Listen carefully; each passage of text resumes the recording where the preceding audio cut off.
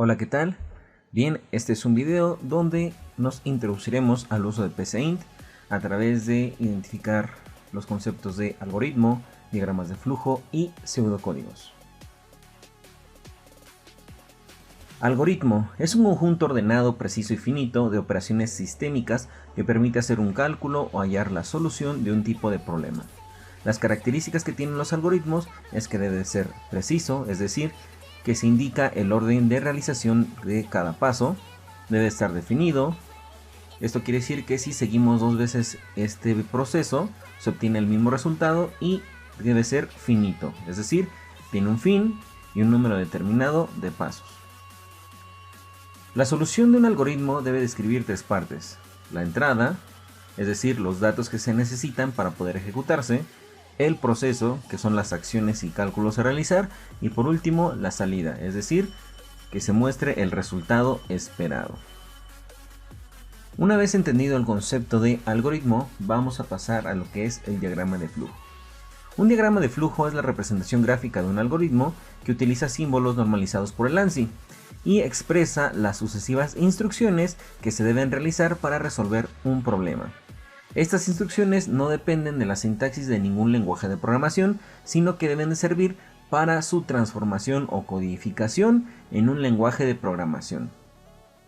Como podemos apreciar, aquí se muestran las figuras más utilizadas, como pueden ser inicio-fin, conectores, entradas y salidas, flechas de dirección, procesos, teclados, tomas de decisiones, impresiones, subalgoritmos, pantallas, etc. Bien, ahora vamos a la parte medular que nos atañe en este video. Pseudocódigos. Nos permiten expresar las instrucciones en un lenguaje común, inglés, español o cualquier otro idioma, para facilitar la escritura como la lectura de la solución de un programa. Para ello vamos a utilizar la herramienta o plataforma PCInt. Recordemos que esta herramienta está diseñada o fue creada para el diseño de pseudocódigos, de ahí su nombre, PCInt, que se divide de pseudo intérprete. Bien, para esto nos vamos a brincar la parte de la instalación. Solamente como anotación, recuerden que estamos trabajando con un perfil estricto. Los elementos que van a componer a nuestros pseudocódigos, algoritmos y diagramas de flujo, primero van a ser las instrucciones. Como primer punto tenemos las instrucciones de inicio y fin. Estas representan el inicio y fin del algoritmo. Las instrucciones de asignación. Estas representan la asignación de un valor a una variable y se pueden representar usando una flecha o el símbolo de igualdad, que es el símbolo utilizado por muchos de los lenguajes de programación. Lectura. Representa el ingreso de datos mediante un dispositivo de entrada. Escritura. Representa la salida de la información mediante un dispositivo de salida. Recordemos que los dispositivos de entrada pues frecuentemente son teclados, y en ese sentido estricto los dispositivos de salida venían siendo pues nuestras pantallas. Bifurcaciones. Las instrucciones de bifurcación cambian el flujo del programa según el resultado de una expresión lógica o condición. Dentro de nuestro pseudocódigo o dentro de nuestra herramienta vamos a ver que aquí ya tenemos nuestras instrucciones de inicio y fin. Tenemos nuestras instrucciones de lectura y escritura. Y tenemos nuestras acciones de bifurcación, como pueden ser un sí, entonces, y no, fin, sí, como, según, etc. Bien, continuamos. De aquí pasamos a los comentarios. Estos permiten describir, explicar y sirven como ayuda para recordar y entender las operaciones que se van a ejecutar. Los comentarios no son instrucciones, por lo tanto, al ser traducido del código fuente a código binario en el tiempo de compilación, los lenguajes de programación los ignoran. Dependiendo el lenguaje de programación, los comentarios se pueden escribir usando cierta simbología. En este caso vamos a utilizar doble diagonal. Esto lo podemos utilizar si tenemos elementos de código que queremos utilizar después, o, como bien lo acabamos de explicar, si queremos recordar qué es lo que está sucediendo en cada parte de nuestro programa. Bien, continuamos. Palabras reservadas. Son palabras usadas por el lenguaje de programación y no deben ser utilizadas como identificadores de variables, funciones, entre otras. Nuestras palabras reservadas, ejemplo, pueden ser proceso, fin proceso, escribir, leer, asignar, sí, entonces, según. Van a ser todos estos elementos que ya tienen una función específica y que no los podremos utilizar, como lo acabamos de mencionar, como el identificador o nombre de alguna variable. Identificadores son los nombres que asignamos a las variables, constantes, funciones, objetos, entre otros, y no pueden coincidir con las palabras reservadas porque sería ambiguo y el compilador no lo entendería. Recordemos que mientras no utilicemos una palabra reservada, nuestro identificador puede ser cualquier palabra. Si estamos operando dos números, si estamos solicitando el ingreso de un dato, pues nuestras variables se pueden llamar casa, Pedro, perrito, hogar, no sé. Las opciones son infinitas. Constantes. Representan un espacio en memoria RAM que guarda un valor que servirá para algún proceso en particular. Dicho valor permanece fijo, es decir, no puede cambiarse en la ejecución del programa. Las constantes tienen, al igual que las variables, un identificador o nombre y un tipo de dato. Variables. Representan un espacio en memoria RAM que guarda un valor que servirá para algún proceso particular y dicho valor puede ser modificado en cualquier momento. Las variables tienen por lo general un identificador, nombre y asignado un tipo de dato que se está utilizando, es decir, si almacena un número entero, si es texto alfanumérico, si es un valor verdadero o falso, entre otros. Bien, continuamos con los tipos de datos simples o primitivos. Debemos de entender que al declarar una variable debemos indicar el tipo de dato que es permitido almacenar en dicha variable. Cada lenguaje de programación trabaja con una variedad de tipos de datos que por lo general todos usan los llamados tipos de datos primitivos, que son los siguientes: carácter, entero, lógico y real. Esto lo vamos a tomar cuando empecemos a definir variables. Es decir, si yo quiero realizar la suma de dos valores, voy a definir mi variable suma, mi variable número 1 y mi variable número 2. ¿Y esto cómo lo voy a definir? Como carácter, entero, lógico o real. Esto depende de lo que yo voy a operar. Y vamos a explicar esta parte. Datos de tipo carácter. Representan un carácter de cualquier tipo, ya sea texto, números, símbolos, etc. Y el valor se debe de colocar entre comillas simples al momento de asignarlo. Entero. Representan los números enteros, es decir, no almacenan decimales. Lógico. Representan los valores verdadero o falso y también son conocidos como booleanos. Y por último, real. Representan los números reales y estos almacenan decimales. Por ejemplo, en el lenguaje Java, el tipo real se puede trabajar como float o double y la diferencia está en la cantidad de decimales que puede almacenar, llamados también como precisión simple o precisión doble. Para este caso del ejemplo nosotros podríamos definir nuestras variables suma, número 1 y número 2 como tipo entero o como tipo real, ya que le vamos a pedir a nuestro usuario que ingrese un valor numérico. Entonces, para no errar, vamos a definirlos como real.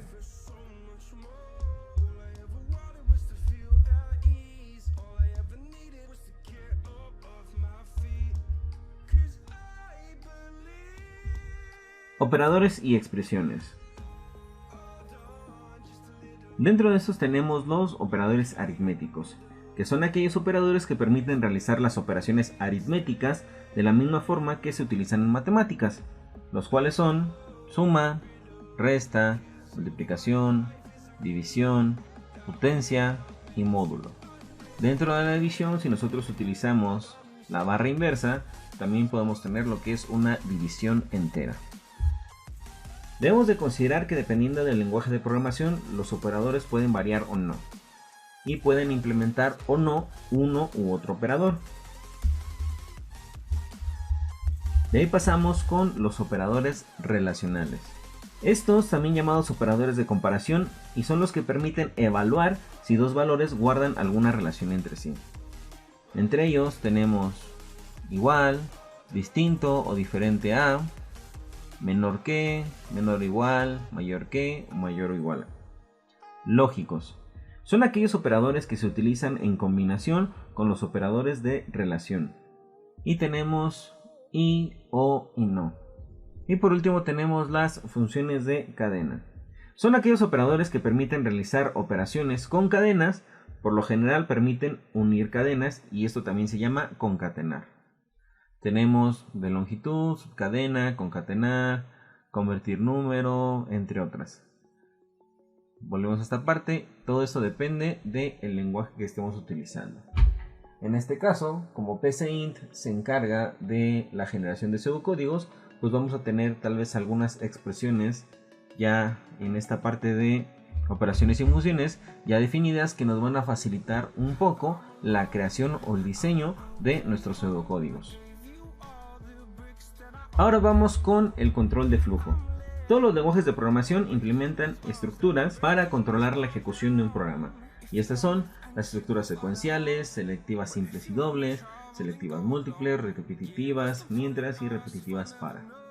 En lo que resta de este video solamente abordaremos las secuenciales, las selectivas simple y doble y selectivas múltiples. Bien, estructura secuencial. Van a ser todos aquellos algoritmos y pseudocódigos que ejecutan instrucciones de forma consecutiva, es decir, una instrucción detrás de otra hasta finalizar el proceso. En este caso vamos a completar el programa que estamos realizando, la suma de dos números. Ya que tenemos definidas nuestras variables que son suma, número 1 o número 2 que serían nuestros valores, vamos a utilizar nuestras entradas y salidas de datos.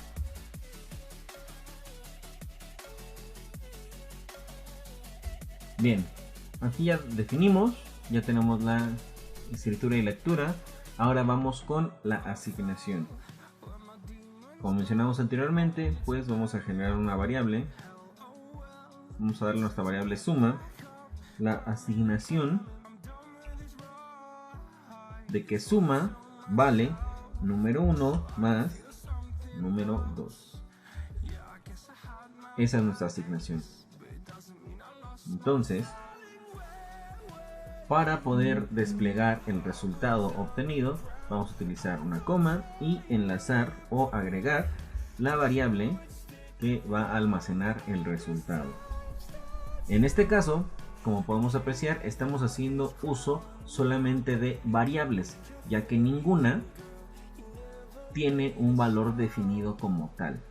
Pese que a suma le estamos asignando un rol, es decir, suma va a operar número 1 y número 2, no va a ser un valor que se mantiene constante, ya que dependiendo de los números que ingresemos va a cambiar el resultado. Entonces, una vez teniendo nuestro código, vamos a ejecutar.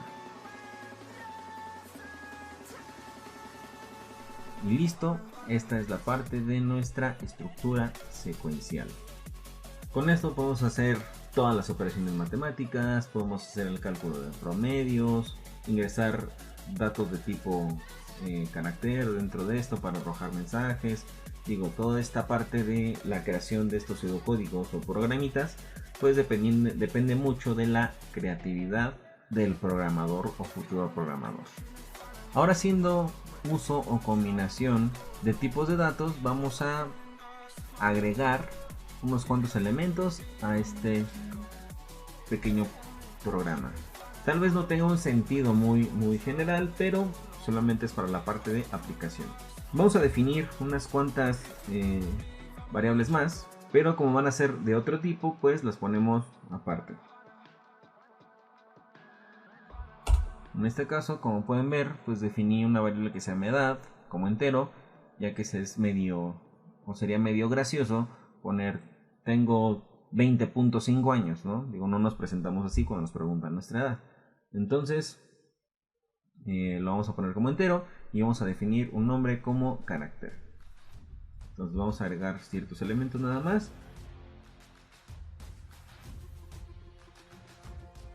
Ojo, dato importante. Cuando estamos utilizando identificadores, vamos a procurar no utilizar acentos ni la letra ñ, ya que en algunos lenguajes de programación esto puede llegar a generar algún conflicto. Entonces solamente cuando estemos desplegando algo en pantalla, es decir, cuando estemos escribiendo algo, ahí sí es válido. Todo lo que está entre comillas puede llevar espacios, comas, acentos y demás, ñes, lo que sea. ¿Sale? Dato importante también, cuando estemos utilizando identificadores, no podemos utilizar espacios. Como pueden apreciar, pues aquí utilicé num1 punto. Para poder hacer una separación, vamos a utilizar lo que son guiones bajos. Entonces, continuamos.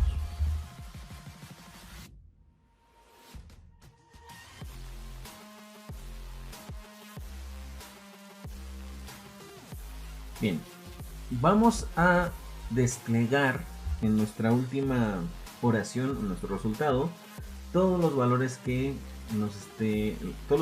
solicitemos y la operación. En este caso, vamos a procurar tratar de visualizar cómo quedaría el resultado. En este caso, yo quiero que este pseudocódigo al final me diga: hola, nombre del usuario, tu edad es la edad, y el resultado de la suma de este y este número es tal. Entonces, ¿cómo quedaría? Va a quedar de la siguiente manera. Vamos a extender un poquito la pantalla para que se vea la línea de código. Entonces se daría: hola. ¿Cómo vamos a dejar un espacio o queremos que no salga junto? Vamos con el nombre que vamos a ingresar. Vamos a dejar un espacio aquí. Cerramos comillas. Utilizamos una coma y enlazamos con la variable que vamos a utilizar, que es nombre. Cerramos esto con una coma. Volvemos a abrir comillas. Dejamos un espacio y volvemos a escribir: tu edad es, dejamos un espacio para que no quede junto, coma, edad.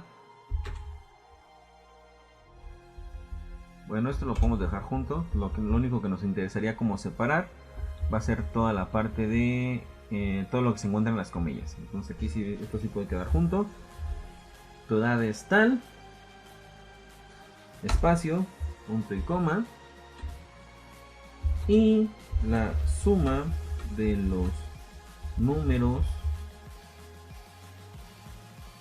Aquí podemos inclusive mostrar el número que acabamos de ingresar. Vamos a ponerle num1. Abrimos nuevamente comillas, espacio y espacio, número 2, cerramos comillas, abrimos comillas, espacio es, dos puntos, y ahora sí ponemos suma y cerramos nuestra operación con punto y coma. Entonces, al tener ya toda esta línea de código, hola, nombre, tu edad es, edad, y la suma de los números, número 1 y número 2 es suma. Como pueden apreciar, recuerden que todas las instrucciones en cuestión secuencial tienen que estar cerradas con punto y coma, igual las asignaciones, pero en este caso dentro del texto, digo, aquí ven, igual tengo un punto y coma, no va a afectar a mi ejecución ya que está dentro de las comillas, es decir, es un mensaje que se le va a mostrar al usuario. Entonces, ejecutamos. Hola, ¿cuál es tu nombre? Bueno, te da. Ingresa un valor. Ingresa otro valor. Y como ven, ya se hizo todo un enunciado con lo que yo agregué. Hola Fede, tu edad es 50 y la suma de los números 50 y 10 es 60. ¿Sale? Entonces ya definimos distintos tipos de datos. Utilizamos entradas y salidas. Utilizamos asignaciones. Y obviamente utilizamos la parte de mostrar resultados. Bien, ahora vamos con la estructura selectiva simple y doble. Bien, Una estructura selectiva simple va a evaluar una expresión lógica o condición. Si esta es verdadera, ejecuta una determinada instrucción o instrucciones. Bien, para el ejemplo vamos a realizar la comparación de dos números y que nos diga cuál de estos números es mayor.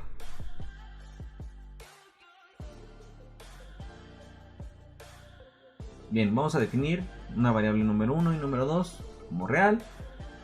Primer escritura, ingresa un número, va a leer número 1. Segunda escritura, ingresa un segundo número, va a leer número 2. Ahora, aquí viene la instrucción que vamos a utilizar. Si número 1, aquí vamos a empezar a realizar nuestra condición. Para ello vamos a utilizar nuestros operadores relacionales. En este caso, si número 1 es mayor que número 2, entonces escribir el número, vamos a asignarlo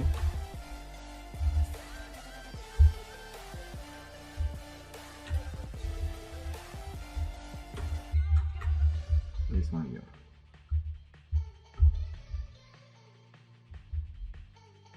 Recordamos, estamos dejando unos espacios aquí para que nuestra variable no se pegue o no se junte, por decirlo de alguna manera. Y aquí podemos copiar este fragmento de código y hacer a la inversa. Solamente cambiemos nuestra comparación. Si número 1 es menor que número 2, entonces el número num2 es mayor. Y aquí tenemos nuestra secuencia selectiva simple. ¿Por qué? Porque aunque estamos utilizando en este caso dos condiciones, pero cada una me está dando solamente un resultado. Entonces ejecutamos, ingreso número, el número 6 es mayor. Con esto pues podemos enlazar distintas de manera simple, ya que cada una va a respetar una sola instrucción. Y con esto podemos limitar la cantidad o reducir, perdón, la cantidad de errores al momento de comparar valores. ¿Sale? Ahora, para la estructura selectiva doble, vamos a ver que es esta va a evaluar una expresión lógica o condición, y si es verdadera ejecuta una o varias instrucciones, y si esta es falsa va a ejecutar otro grupo de instrucciones de manera consecutiva. Entonces, siguiendo el mismo ejemplo, vamos a hacer solamente una modificación. Igual, mismo programa, comparar dos números, ingreso número 1, ingresa segundo número, número 2. Si número 1 es mayor que número 2, entonces escribir el número 1 es mayor. Si no,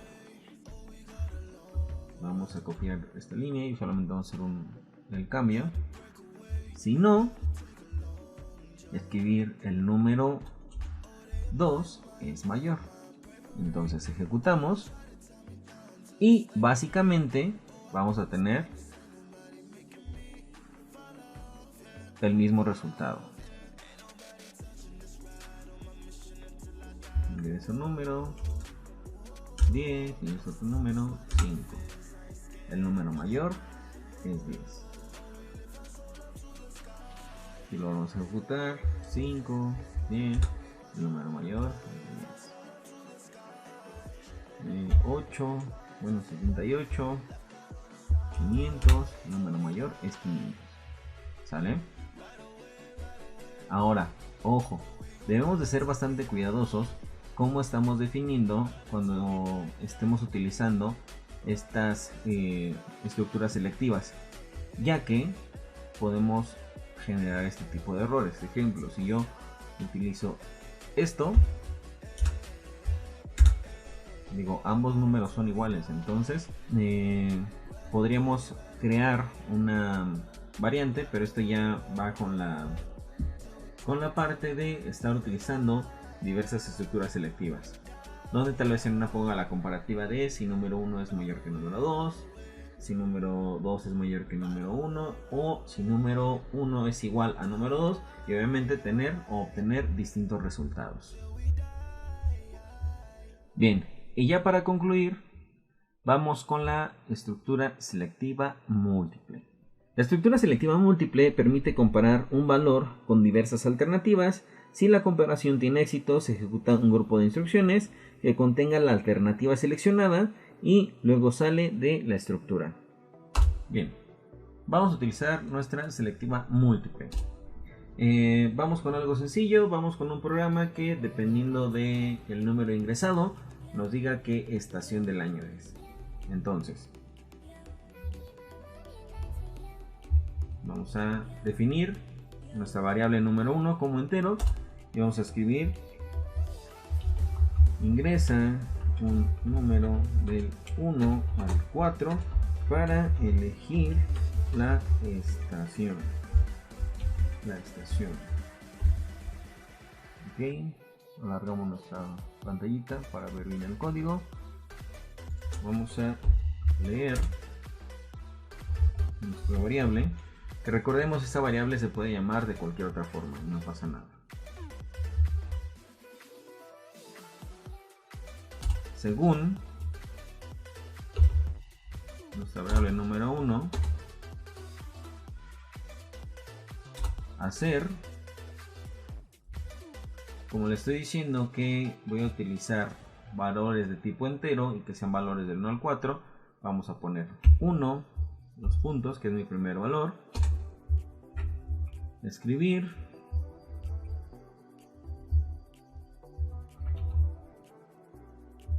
elegiste primavera.